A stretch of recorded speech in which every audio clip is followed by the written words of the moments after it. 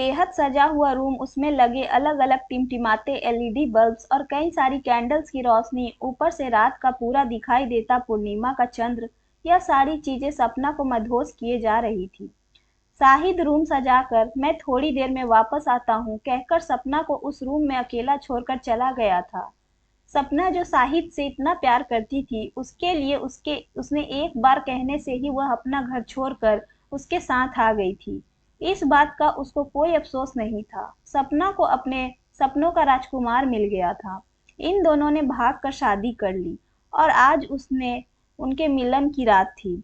उसने सोचा आखिरकार मिलन की वह घड़ी आ गई जिसका हमें कब से इंतजार था।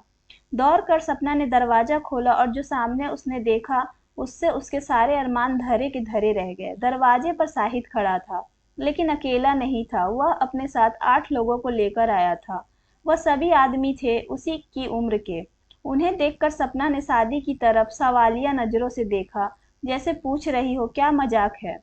शाहिद सपना की ओर देखकर और उसे अपने आलिंगन भर लिया और बोला, डरो मत मेरी जान, ये सब अपने ही आदमी हैं।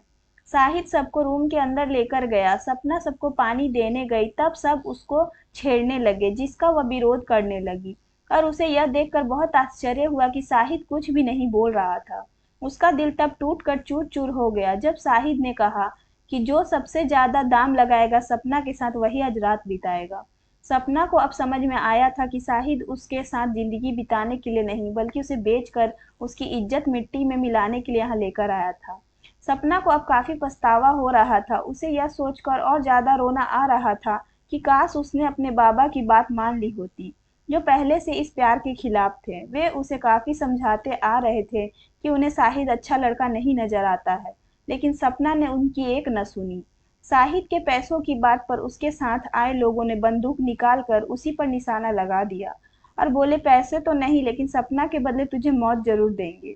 शाहिद ऊपर से नीचे तक कांप गया था और वहीं पर पत्थर की मूरत बीएन खड़ा रहा। सभी लोग सपना की ओर बढ़े उसका दामन दागदार करने के लिए।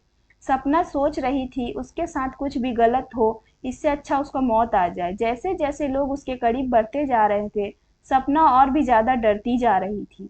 जब उन लोगों से ऐसे एक उसकी साड़ी को छुआ ही था कि दरवाजे पर पुलिस की एक टीम ने दस्तक दी, जिनके साथ सपना के पिता भी थे, जो सपना को तलाशते हुए उसके ठिकाने तक पहुंच गए थे। अपने पिता को देखकर सपना को जैसे नया जीवन मिल गया। वो तेजी से दौड़ी और अपने पिता के गले लग गई। सारी बात पता चलने पर उसके पिता की आंखों में खून उतर आया। अगर साथ में पुलिस न होती तो शायद वह उन लोगों को किसी की जान ही ले लेते, लेकिन पुलिस ने उन्हें रोक लिया और सभी को गिरफ्तार कर लिया, शाहिद को भी। दोस्तों, हम प्यार के खिलाफ नहीं है, लेकिन आज के जमाने में जो देखा देखी में या फिल्मी कहानियों को देखकर जिस तरह का प्यार युवा युवतियां करती हैं, बिना सोचे समझे उनके खिलाफ हैं।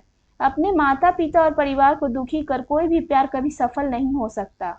और बिना एक दूसरे को अच्छी तरह जाने, एक दूसरे का नेचर पहचाने, जो प्यार होता है वह प्यार नहीं, वह महज आकर्षण होता है और कुछ नहीं।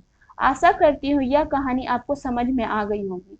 इसी तरह की कहानी को सुनने के लिए मेरे चैनल को सब्सक्राइब जरूर कर ले। धन्यवाद।